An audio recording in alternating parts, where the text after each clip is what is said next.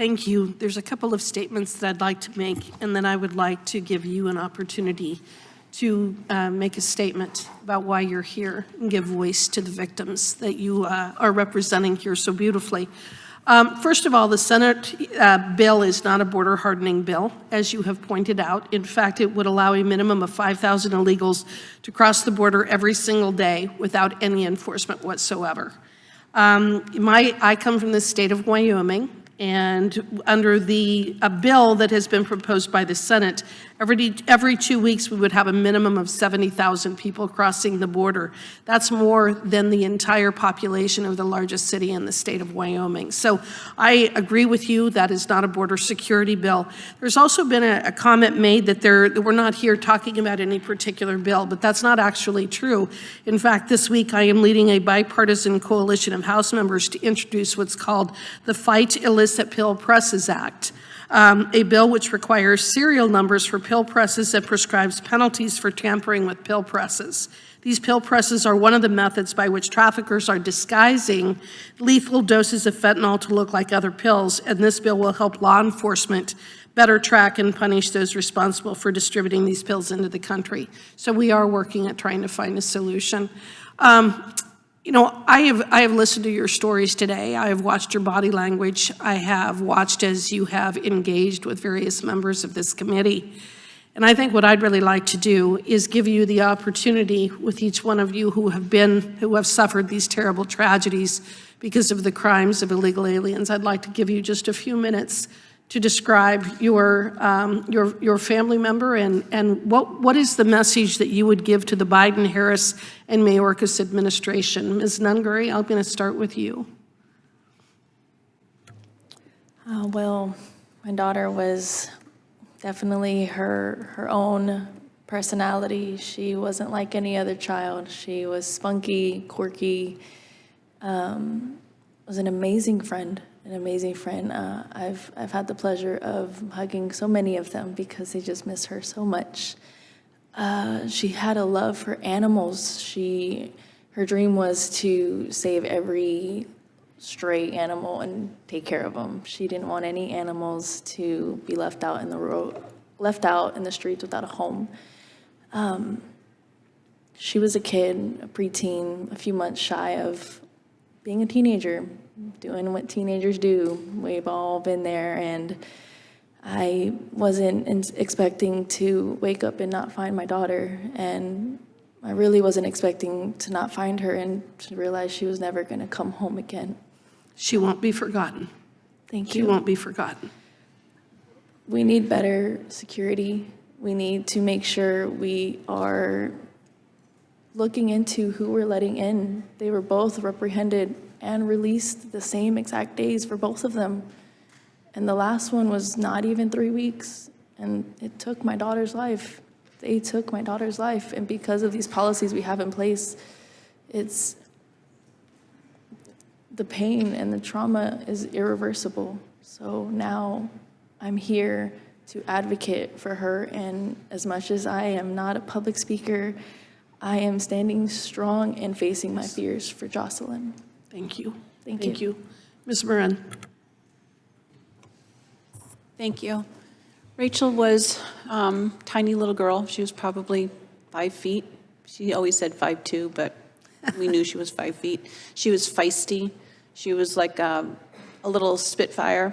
She was actually born with orange hair, very red, but she didn't like her red hair too much, so she always bleached it blonde. She was very active. She loved her children.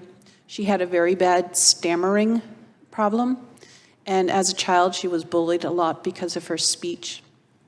And so I told her a story when she was a little girl, and I said, you know that there was another person that was very famous, and he had a stammering problem. And I told her the story of Moses. And I told her that God gives special people special gifts because it makes them stronger. So she looked at it not as an impediment or pediment, as a handicap. She looked at it as that was her strength. And so she went out of her way to be outgoing and to choose jobs like a hostess at a restaurant where she put herself in the public way to speak. She ended up making so many friends. I think when we had the walk, there was over 2,000 people that came out for her walk the first time. She also was very compassionate and kind towards others because she knew what it was like to be bullied. And so she accepted people for the way they were. And I'm here today to speak about her, but also to speak about all the women that are attacked but aren't killed. Because I've done some speaking, I have a lot of ladies that come up to me in the areas that I've traveled, and they'll tell me that where they've been attacked, and someone will come up from behind them and try to put them in a, chokehold, and they will fight to get away. And one person in particular said that she was able to get away from this particular man, went to the police to report it, and it turned out that the man had attacked 7 other women. Oh, my. But nobody hears these stories because there's not a dead person, or maybe the crime hasn't been fully committed. And so there are still crimes that are going on far larger than we expect that are being unreported. And so I really want Rachel's life to make a difference. And I really want and hope that you take into consideration what we're saying, because we want to save lives. And it's not about politics. It's not about if you're a Republican or if you're a Democrat. It's about being American, protecting our families. And the only way we're going to do that and have this really be a land of opportunity for both the American citizen and for the immigrant that wants to come in is to do it legally and to have people vetted before they come into our country. We should be protecting ourselves. The time of the gentlelady has expired, but we'll let Ms. Funder and Ms. Nobles give a quick response, if you could, to the gentlelady's question, and then we have 2 more members to question. The Biden-Harris administration is doing nothing, and the fentanyl problem is such an issue. It's pouring over our borders. It's killing more people in America, more young people in America than any other ailment in this country. And it's killing children. And it is, nothing's being done about it. And there's no excuse, there's no reason why we're not doing something.